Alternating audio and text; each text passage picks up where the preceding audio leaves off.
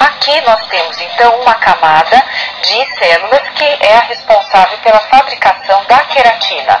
Então a queratina, que é essa proteína fundamental, ela foi célula um dia, ela vai se impregnando dessa queratina, perde o núcleo e vira então essa proteína, que é o que vai dar o corpo do cabelo.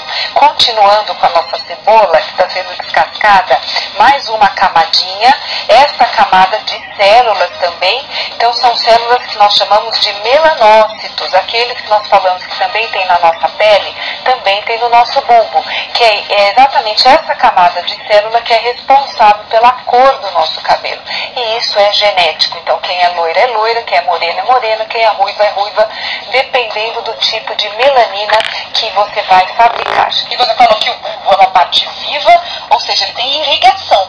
Exatamente, e muita irrigação. Quem já viu alguém sofrer um corte, por exemplo, no couro cabeludo, sangra muito, porque esse bulbo precisa ter, obviamente, as duas, né, a artéria e a veia, ele precisa ser muito irrigado. Por isso que cada bulbo, nós falamos que o bulbo é um tecido nobre que nós temos na nossa pele. Agora, a gente descobriu uma coisa fantástica dentro desse universo feminino, que o cabelo dói, não é quando puxa cabelo. O movimento faz com que o músculo se movimente também e que possa acontecer uma dor no cabelo, Ju. Como é que é isso? Exatamente. Quando a gente fala em dor no cabelo, naquela arte que a gente viu ali, não tem dor, por isso que senão cortando o cabelo doeria. A gente tem uma ilustração ali que a gente vai ver naquele telão para explicar melhor isso. Isso. Aí esse músculo, cada fio de cabelo, cada bulbo desse, tem um músculo que a gente chama de músculo eretor, que é aquele que está aparecendo na imagem. Esse músculo é responsável pelos movimentos do cabelo e recebem as mensagens do cérebro como outro músculo do corpo. Aí então ele tem mensagens de medo, de pavor, né? De frio, Então, por exemplo, aqueles fios do cabelo só para um lado, bem repartido, assim, a vida inteira usava para esse lado.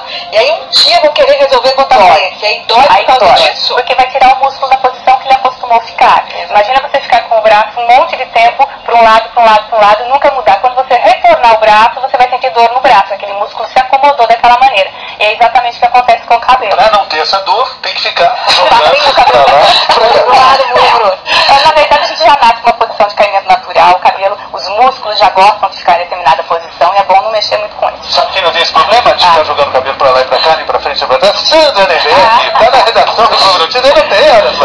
Não tem, nem eu nem você, né? Não, mas você já teve cabelo grande, né, Sandra? Já tive, é verdade. Agora eu estava ouvindo, né, sobre cabelos brancos, é claro que eu não posso parar de pensar nessa história, porque os meus estão começando a esbranquiçar, mas eu pretendo, vamos ver se eu consigo deixá-los todos branquinhos, já pensou? Acho que vai ficar uma coisa charmosa, assim, meio francesa. Fica lindo, sabe que esse comprimento fica bárbaro. Vamos ver se eu consigo, eu não prometo, mas eu vou tentar.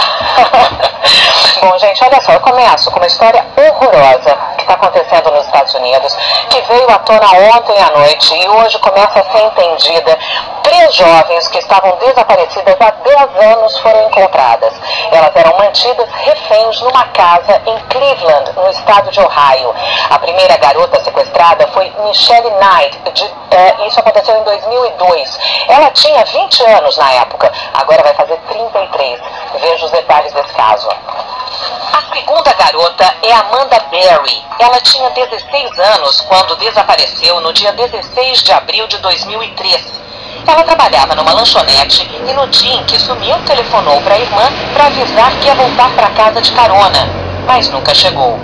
Gina de Jesus sumiu um ano depois, a caminho da escola, a algumas quadras de casa. Ela tinha 14 anos. As 3 eram mantidas reféns nesta casa. No cativeiro tinha também uma menina de 6 anos. A polícia ainda não confirmou quem é a criança. 3 homens são suspeitos dos sequestros. Eles são irmãos. Um deles tem 52 anos e é aposentado. Os outros 2 também são dessa faixa etária. Por enquanto, é só o que se sabe sobre eles. Foi este homem que ajudou a libertá-las. Ele é um vizinho, ouviu os gritos de Amanda e ligou para o resgate. Ouça o pedido de socorro. Amanda Berry. You need police, fire, or ambulance? I'm the police. Okay, and what's going on there? I've been kidnapped and I've been missing for 10 years and I'm here. I'm free now. Olha, como eu disse, as informações estão sendo divulgadas aos poucos. A polícia informou agora que as 3 jovens já fizeram exames médicos, foram liberadas e estão com as respectivas famílias. Nós estamos acompanhando e no jornal hoje certamente teremos mais e mais detalhes. Está preso o homem que deu um tiro na cabeça de uma menina de 11 anos em Aparecida de Goiânia. A menina teve morte cerebral. Você lembra do caso? Keroli Alves tentava apartar a briga do pai com o dono de uma pizzaria, tudo por causa da demora na entrega de uma pizza. Jorge Araújo de Souza disparou 3 tiros, um deles atingiu a cabeça de Keroli. Jorge Araújo se apresentou à polícia ontem à noite. Com a morte da menina, Jorge vai ser indiciado por homicídio duplamente qualificado, porque a delegada entendeu que a morte foi por motivo banal e a vítima não teve chance de defesa. A família ainda não decidiu se vai doar os órgãos de Keroli, por isso os aparelhos estão sendo mantidos ligados. E olha, segundo o Ministério da Saúde, o número de transplantes dobrou nos últimos 10 anos. Em 2002 foram quase 11.400, em 2012 foram mais de 24 mil transplantes. Eu queria perguntar para a doutora Márcia, doutora, se os pais da menina decidirem pela adoção ou se alguém que nos assiste agora quiser ser um doador, como é que faz? Então, hoje, Sandra, a lei é clara. O que vai prevalecer é o que a família vai decidir. Mesmo que a pessoa em vida tenha deixado claro ou até assinado que gostaria de ser um doador, o que prevalece é a opinião da família. Por isso é importante, né, Sandra, conversar com a família da sua intenção, convencer a família e que a família, claro, respeite essa vontade, né? Sem dúvida, isso tem que ser muito falado, né, muito divulgado, e esse momento, sem dúvida, é um momento também muito difícil para essa família, né?